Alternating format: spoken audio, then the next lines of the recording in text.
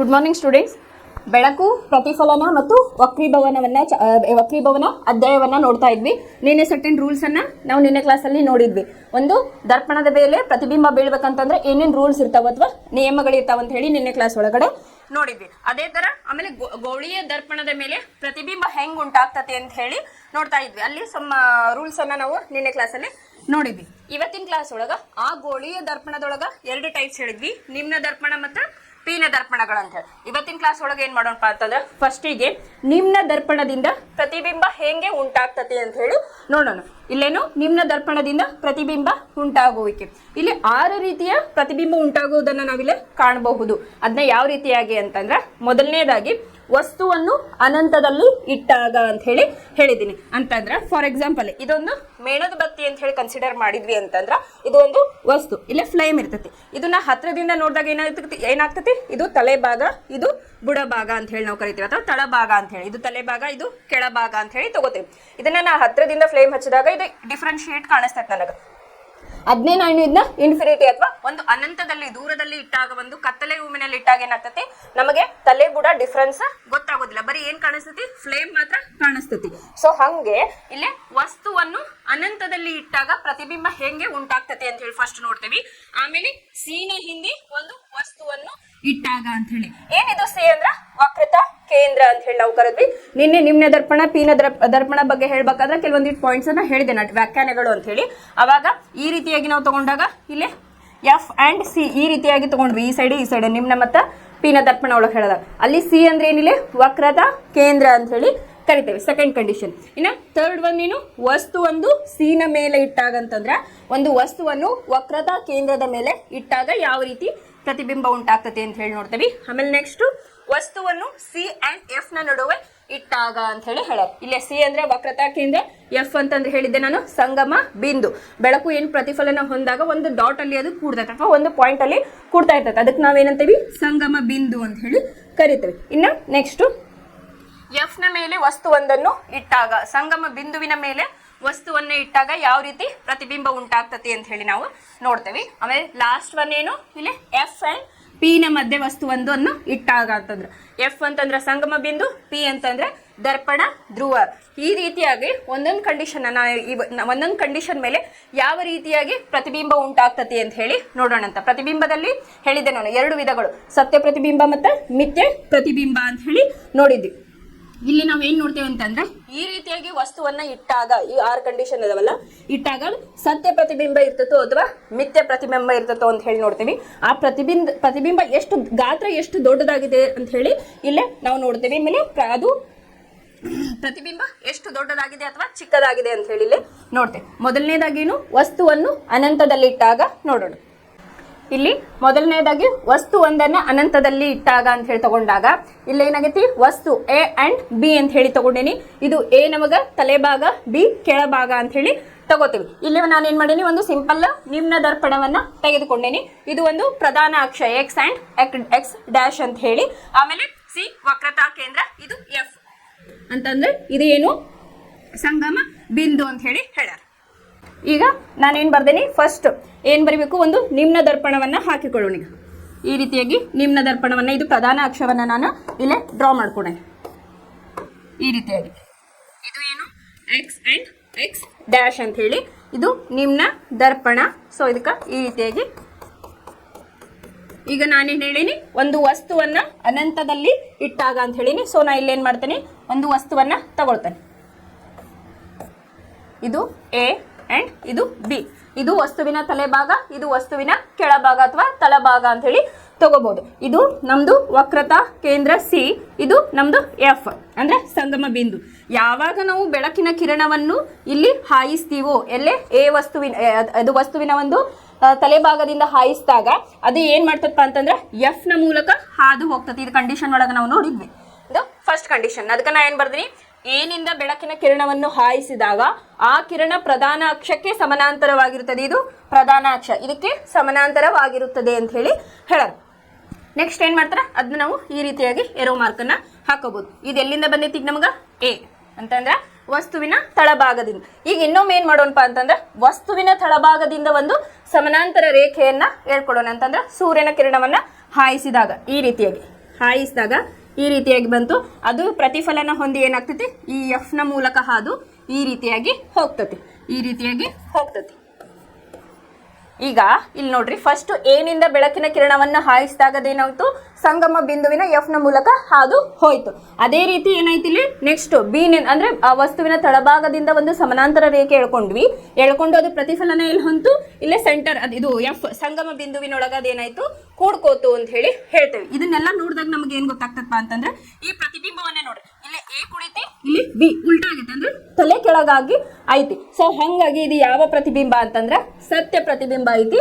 ಅದರ ಪ್ರತಿಬಿಂಬ ಹೆಂಗೈತಪ್ಪ ಅಂತಂದ್ರ ತಲೆ ಕೆಳಗಾಗಿ ಐತಿ ಅಂತ ಹೇಳಿ ಹೇಳ್ತೇವೆ. ಇನ್ನ ಅದು ಎಷ್ಟು ಸಣ್ಣದಾಗೈತಿ, ಚುಕ್ಕಿ ಗಾತ್ರದಲ್ಲಿ ಐತಿ. ಇಲ್ಲೇನಾಗೈತಿ, ಪ್ರತಿಬಿಂಬ ಒಂದೇ ಒಂದು ಬಿಂದುವಿನಲ್ಲೇ ಸೇರೈತಿ, ಅದು ಅತಿ ಚಿಕ್ಕ ಗಾತ್ರವನ್ನ ಹೊಂದೈತಿ ಅಥವಾ ಚುಕ್ಕಿ ಗಾತ್ರ ಅಂತ ಹೇಳಿ ಹೇಳ್ತೇವೆ.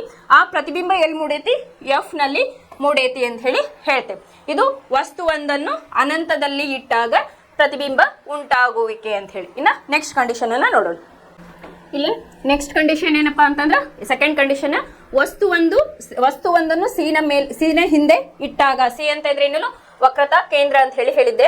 ವಸ್ತುವೊಂದನ್ನು ಸೀನ ಹಿಂದೆ ಇಟ್ಟಾಗ ಅಂತ ಹೇಳಿ ಫಸ್ಟ್ ಏನ್ ಮಾಡ್ರಿ, ಒಂದು ಪ್ರಧಾನ ಅಕ್ಷವನ್ನ ಹಾಕೋತೇವೆ ಆಸ್ ಯೂಶುವಲ್. ಓಕೆ, ಇಲ್ಲಿ ಒಂದು ವಸ್ತುವನ್ನ ಸೀನ ಹಿಂದೆ, ಸಿ ಇದರ ಹಿಂದೆ ನಾನೇನ್ ಮಾಡಿದೆ, ವಸ್ತುವೊಂದನ್ನ ಇಟ್ಟೆ. ಇದನ್ನ ಎ, ಇದು ಬಿ ಅಂತ ಹೇಳಿ.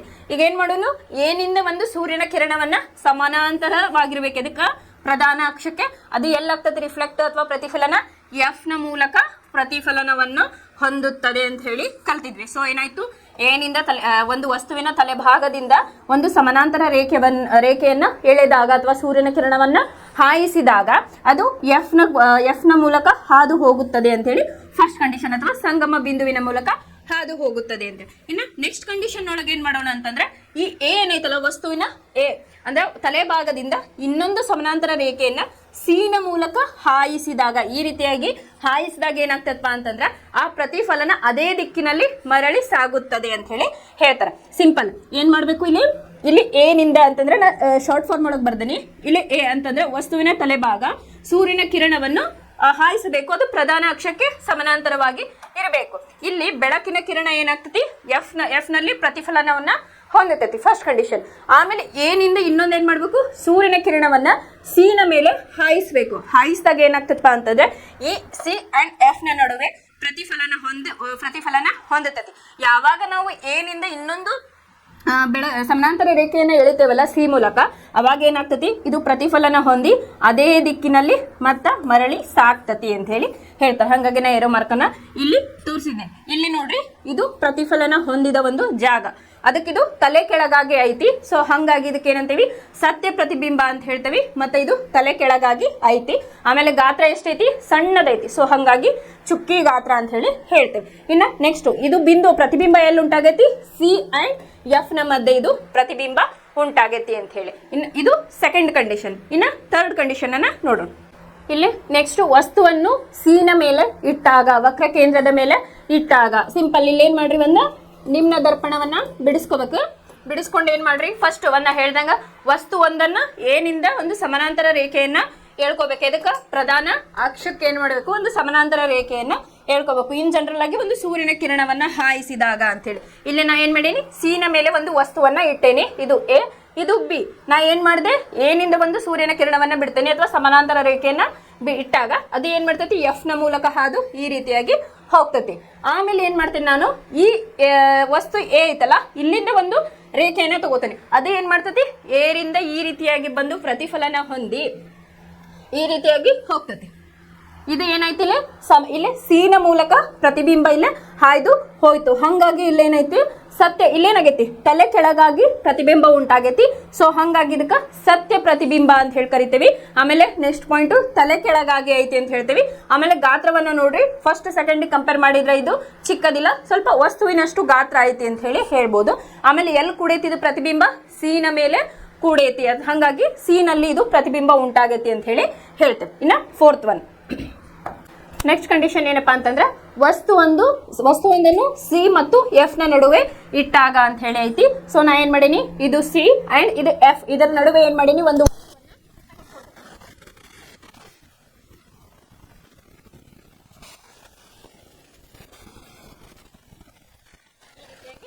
ವಸ್ತುವನ್ನ ತೆಗೆದುಕೊಂಡೆ.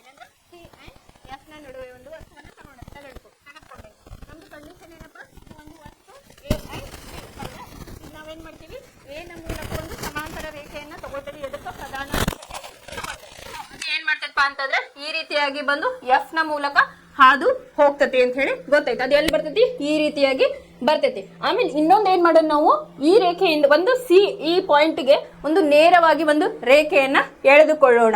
ಅವಾಗ ಏನಾಗ್ತಪ್ಪ, ಇದು ಈ ರೀತಿಯಾಗಿ ಬಂದು ಬೆಳಕಿನ ಕಿರಣ ಪ್ರತಿಫಲನ ಹೊಂದಿ ಈ ರೀತಿಯಾಗಿ ಹೋಯ್ತು. ಸೊ ಇದನ್ನ A' ಅಂಡ್ B' ಅಂತ ಹೇಳಿ ನಾ ಕೊಟ್ಟೆ. ಇಲ್ಲೇನು ಮೊದಲು ಒಂದು ಸಮಾಂತರ ರೇಖೆಯನ್ನ ಎಳ್ಕೋಬೇಕು ಏನಿಂದ, ಆಮೇಲೆ C ನ ಮೇಲೆ ಸಾಗುವಂತೆ ರೇಖೆಯನ್ನ ಎಳೆದುಕೊಳ್ಳಬೇಕು, ಈ ರೀತಿಯಾಗಿ ಹೇಳ್ಕೋಬೇಕು. ಅದೇ ಏನಾಗ್ತತಿ, ಇಲ್ಲಿ ಪ್ರತಿಫಲನವನ್ನ ಹೊಂದಿ ಈ ರೀತಿಯಾಗಿದ್ದು ಸೇರ್ತತಿ. ಇಲ್ಲೇ ನೋಡ್ರಿ, ಇದನ್ನ ಅಬ್ಸರ್ವ್ ಮಾಡಿದಾಗ ನಮಗೆ ಏನ್ ಗೊತ್ತಾಗ್ತದಪ್ಪ ಅಂತಂದ್ರ ಇದು ತಲೆ ಕೆಳಗಾಗಿ ಐತಿ, ಹಂಗಾಗಿ ಇದು ಸತ್ಯ ಪ್ರತಿಬಿಂಬ ಅಂತ ಹೇಳಿ ಕರಿತೀವಿ. ಇನ್ನ ಗಾತ್ರದ ವಿಷಯಕ್ಕೆ ಬಂದ್ರ ಅಂತಂದ್ರೆ ಪ್ರತಿಬಿಂಬದ ಗಾತ್ರ ಎಷ್ಟೈತಿ? ದೊಡ್ಡ ಗಾತ್ರ ಐತಿ. ಆಮೇಲೆ ಇದು ಪ್ರತಿಫಲನ ಪ್ರತಿಬಿಂಬ ಎಲ್ಲೈತಿ? ಸೀನ ಹಿಂದಗಡೆ ಇದು ಪ್ರತಿಬಿಂಬವನ್ನ ತೋರಿಸ್ತಾ ಇದೆ. ಹಂಗಾಗಿ ನಾ ಏನ್ ಬರ್ದೇನಿಲ್ಲ, ಸಿ ನ ಹಿಂದೆ ಪ್ರತಿಬಿಂಬ ಮೂಡಿದೆ ಅಂತ ಹೇಳಿ. ಮೊದಲನೇದಾಗಿ ಒಂದು ವಸ್ತುವನ್ನ ಸಿ ಮತ್ತು ಎಫ್ ನ ನಡುವೆ ಇಡಬೇಕು. ಅಲ್ಲಿ ಏನಿಂದ ಒಂದು ರೇಖೆಯನ್ನ ಎಳ್ಕೋಬೇಕು. ಅದೇ ಏನಾಗ್ತೈತಿ, ಸಂಗಮ ಬಿಂದುವಿನ ಮೂಲಕ ಪ್ರತಿಫಲನವನ್ನ ಹೊಂದೈತಿ. ನೆಕ್ಸ್ಟ್ ಏನ್ ಮಾಡ್ರಿ, ಸಿ ನ ಮೂಲಕ ಒಂದು ರೇಖೆಯನ್ನ ಎಳ್ಕೋಬೇಕು. ಎಳ್ಕೊಂಡಾಗ ಅದೇನಾಗ್ತದಪ್ಪ ಅಂತಂದ್ರ ಈ ರೀತಿಯಾಗಿ ಬಂದು ಪ್ರತಿಫಲನವನ್ನ ಹೊಂದತತಿ ಅಂತ ಹೇಳಿ ಹೇಳ್ತಾರ. ಇದೇನಾಗೈತಿ, ತಲೆ ಕೆಳಗಾಗಿರೋದ್ರಿಂದ ಇದು ಸತ್ಯ ಪ್ರತಿಬಿಂಬ ಅಂತ ಹೇಳಿ ಕರಿತೀವಿ. ಆಮೇಲೆ ಇದರ ಗಾತ್ರ ಏನಾಗೈತಿ, ದೊಡ್ಡದಾಗೈತಿ, ನೋಡಿದ್ರೆ ಗೊತ್ತಾಗ್ಬೋದು ನಿಮ್ದು. ಆಮೇಲೆ ಸಿ ನ ಹಿಂದೆ ಇದು ಪ್ರತಿಬಿಂಬ ಮೂಡಿದೆ ಅಂತ ಹೇಳಿ ಹೇಳ್ತಾರ. ಇವಿಷ್ಟು 4 ಕಂಡೀಷನ್ ಆಯ್ತು. ಇನ್ನ 5th ಒನ್, ಇಲ್ಲ ಲಾಸ್ಟ್ ಒನ್, ಎಫ್ ಮತ್ತು ಪಿ ನ ಮಧ್ಯೆ ವಸ್ತು ಒಂದನ್ನು ಇಟ್ಟಾಗ ಅಂತ ಹೇಳಿ.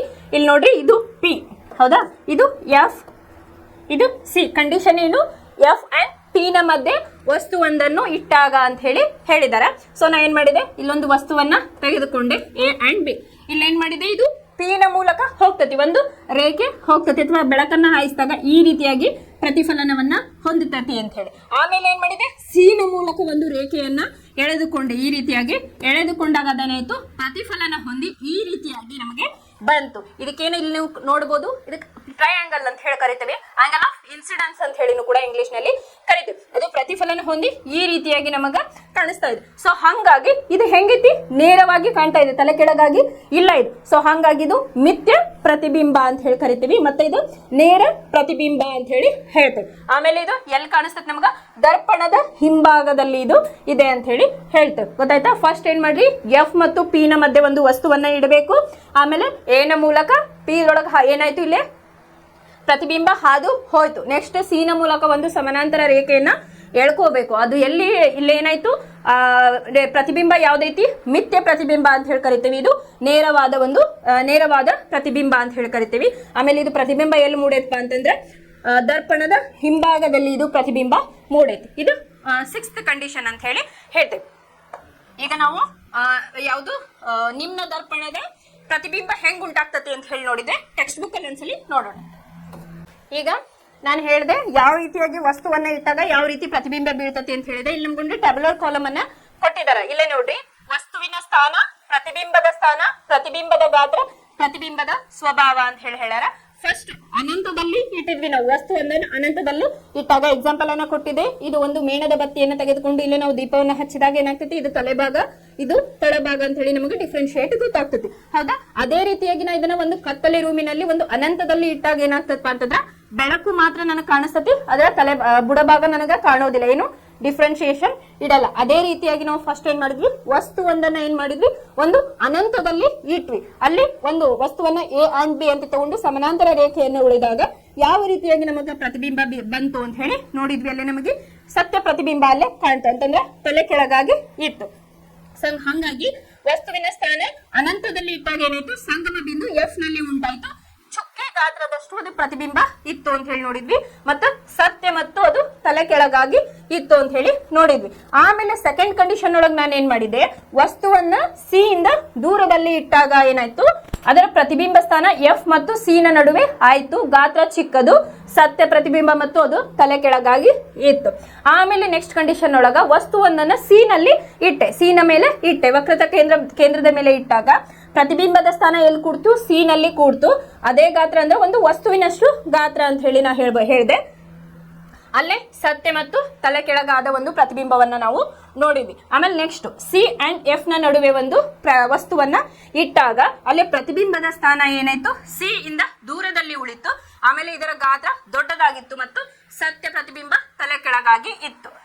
ಮತ್ತೆ ನೆಕ್ಸ್ಟ್ ಏನ್ ಮಾಡಿದ್ವಿ, ಎಫ್ ನ ಮೇಲೆ ಒಂದು ವಸ್ತುವನ್ನ ಇಟ್ವಿ. ಅದು ಏನಾಯ್ತು, ಅನಂತ ದೂರದಲ್ಲಿ ಅದು ಒಂದು ಏನು ಪ್ರತಿಬಿಂಬವನ್ನ ಸೂಚಿಸ್ತದೆ. ನಾ ಹೇಳಿದೆ ಸಮಾನಾಂತರ ರೇಖೆಗಳು ಅಂತ ಹೇಳಿ ನಾನು ತೋರಿಸಿದೆ. ಎಫ್ ನ ಮೇಲೆ ಇಟ್ಟಾಗ ಅದೇನಾಯ್ತು, ಸಮಾನಾಂತರ ರೇಖೆ ಬಂತು, ತಲೆ ಕೆಳಗಾಗಿ ಇತ್ತು ಮತ್ತು ಅದು ಅನಂತದಲ್ಲಿ ಒಂದು ಪ್ರತಿಬಿಂಬವನ್ನ ಸೂಚಿಸ್ತಾ ಇತ್ತು. ಇಲ್ಲಿ ನೋಡ್ರಿ, ಅತ್ಯಂತ ದೊಡ್ಡದಾದ ಪ್ರತಿಬಿಂಬದ ಗಾತ್ರ ಸತ್ಯ ಮತ್ತು ತಲೆ ಕೆಳಗಾಗಿ ಇತ್ತು ಅಂತ ಹೇಳಿ. ಇನ್ನ ಲಾಸ್ಟ್ ಏನ್ ಮಾಡಿದೆ, ಪಿ ಅಂಡ್ ಎಫ್ ನ ನಡುವೆ ಒಂದು ವಸ್ತುವೊಂದನ್ನ ಇಟ್ವಿ. ಅದು ಪ್ರತಿಬಿಂಬ ಎಲ್ಲಿ ಮೂಡ್ತು, ದರ್ಪಣದ ಹಿಂಭಾಗದಲ್ಲಿ ಪ್ರತಿಬಿಂಬ ಮೂಡ್ತು. ಆಮೇಲೆ ಪ್ರತಿಬಿಂಬದ ಗಾತ್ರ ಏನು, ದೊಡ್ಡದಾದ ಅಥವಾ ವರ್ಧಿಸಿದ ಅಂತ ಹೇಳಿ ಅಂದ್ರೆ ದೊಡ್ಡದಾಗಿ ನಮಗೆ ಪ್ರತಿಬಿಂಬ ಕಾಣಿಸ್ತು. ಎಲ್ಲೇ ಒಂದು ದರ್ಪಣದ ಹಿಂಭಾಗದಲ್ಲಿ ನಾವು ನೋಡಿದ್ವಿ.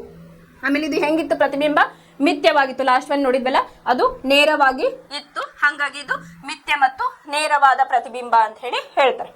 ಇಲ್ಲೇ ನೋಡ್ಬೋದು ನೀವು. ಅದನ್ನೇ ಇಲ್ಲಿ ಏನ್ ಮಾಡಿದಾರಪ್ಪ ಅಂತಂದ್ರೆ ವಿತ್ ಎಕ್ಸ್ಪ್ಲನೇಷನ್ ಅನ್ನ ನಿಮ್ಗೆ ಇಲ್ಲೇ ಕೊಟ್ಟಿದ್ದಾರೆ. ಸತ್ಯ ಪ್ರತಿಬಿಂಬ ಇದು ಯಾವುದು, ನಿಮ್ನ ದರ್ಪಣ ಆಗಿರ್ಬೋದು, ಪಿನ ದರ್ಪಣದ ಎಕ್ಸಾಂಪಲ್ ಅನ್ನ ಕೊಟ್ಟಿದ್ದಾರೆ. ಇವತ್ತಿನ ಕ್ಲಾಸ್ ಒಳಗೆ ನಾವೇನ್ ಮಾಡಿದ್ವಿ, ನಿಮ್ನ ದರ್ಪಣದ ಮೇಲೆ ಪ್ರತಿಬಿಂಬ ಉಂಟಾಗುವಿಕೆಯನ್ನ ನೋಡಿದ್ವಿ. ಇನ್ನ ನಾಳೆ ಕ್ಲಾಸ್ ಒಳಗ ಮಿಥ್ಯ ಪ್ರತಿಬಿಂಬ ಒಳಗ ಮಿಥ್ಯ ಪ್ರತಿಬಿಂಬದಲ್ಲಿ ಪ್ರತಿಬಿಂಬ ಹೆಂಗ್ ಉಂಟಾಗ್ತತಿ, ಆಮೇಲೆ ಸತ್ಯ ಪ್ರತಿಬಿಂಬದ ಇದು ಯಾವುದು, ನಿಮ್ನ ದರ್ಪಣದ ಉಪಯೋಗಗಳೇನು ಮತ್ತ ಪೇನ ದರ್ಪಣದ ಉಪಯೋಗಗಳೇನು ಅಂತ ಹೇಳಿ ನಾಳೆ ಕ್ಲಾಸ್ ಒಳಗ ಕಂಟಿನ್ಯೂಯೇಷನ್ ಮಾಡೋಣ ಅಂತ. ಧನ್ಯವಾದಗಳು.